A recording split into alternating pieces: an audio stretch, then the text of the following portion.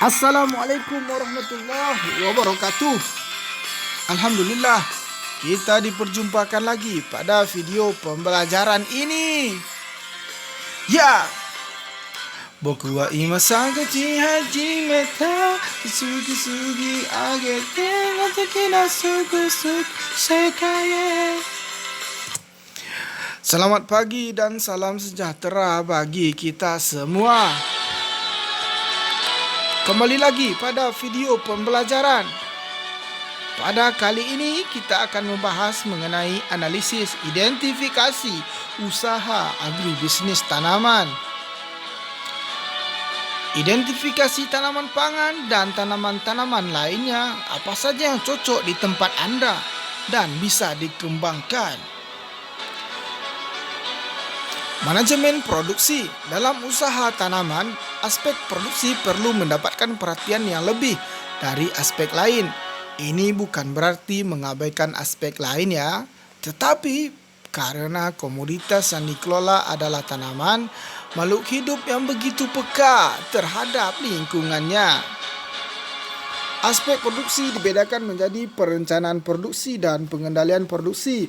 Perencanaan produksi terbagi atas 4 poin. Perencanaan lokasi usaha terbagi atas 4 poin pula. Bisa kita lihat di slide ini.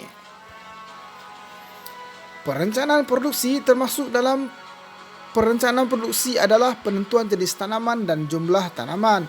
Di sini sangat penting kita tentukan jenis tanamannya dan jumlahnya berapa, karena ini akan berpengaruh terhadap produksi yang akan kita hasilkan. Perencanaan standar kualitas produk, pengadaan tenaga kerja. Di sini bisa kita perhatikan, pada standar kualitas produk kita harus mempunyai kualitas yang tinggi beserta standar internasional agar produksi yang kita hasilkan dapat dijual ke luar negeri atau ke pasar internasional. Tenaga kerja haruslah orang yang mempunyai ilmu yang mumpuni pada bidang produksi tanaman serta mengerti mengenai K3LH.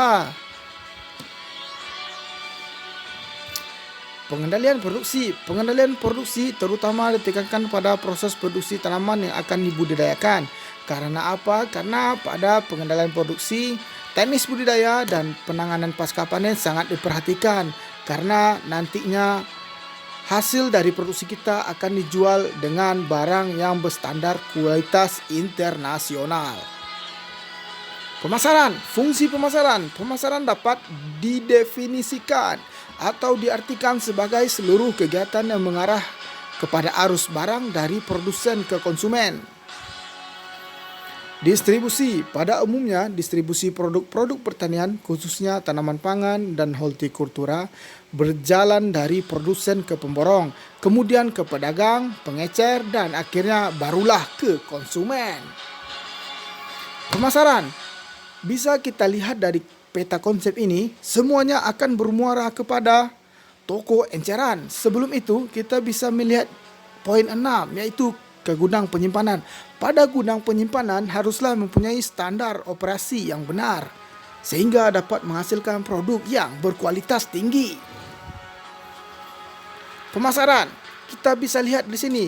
Pertama, bermuara dari petani atau berasal dari petani yang akan kepada pedagang pengumpul, yang nantinya pedagang pengumpul kepada konsumen.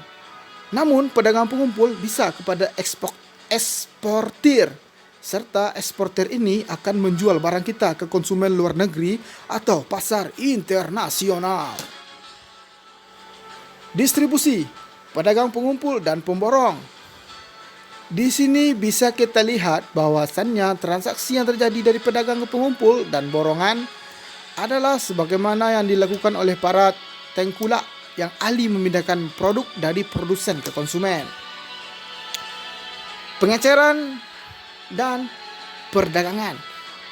Pedagang enceran atau retailer adalah muara paling akhir dari mendistribusikan produk tanaman dan merupakan kegiatan operasional yang paling mahal. Ya, perlu kita ingat. Kegiatan pemasaran. Kegiatan pemasaran perlu dilakukan oleh pengusaha tanaman adalah memahami studi pemasaran dan lain-lainnya. Di sini bisa kita lihat poin-poin yang akan kita bahas dan akan kita pahami. Bisa dibaca pada slide ini. Oke, sekian video yang dapat saya sampaikan. Semoga bermanfaat bagi kita semuanya. Dan perlu diingat, pada proses produksi tanaman, yang harus kita perhatikan adalah tanaman yang kita tanam menghasilkan produksi yang akan mempunyai nilai jual yang tinggi. Serta nilai jual ini yang akan dapat diekspor ke luar negeri. Sehingga kita tidak meminta lagi atau impor lagi dari luar negeri. Kita akan mewujudkan Indonesia yang swasembada pangan, atau dalam artian lain, cukuplah pangan kita untuk menghidupi rakyat kita, tidak meminta kepada negara lain. Saya himbau kepada seluruh anak-anak pada yang menonton video ini untuk selalu berkreasi dalam menciptakan atau membudidayakan tanaman apa saja di rumah kalian, yang dimana akan membantu terhadap perekonomian Indonesia. SMK bisa, SMK hebat. Wassalamualaikum warahmatullahi wabarakatuh.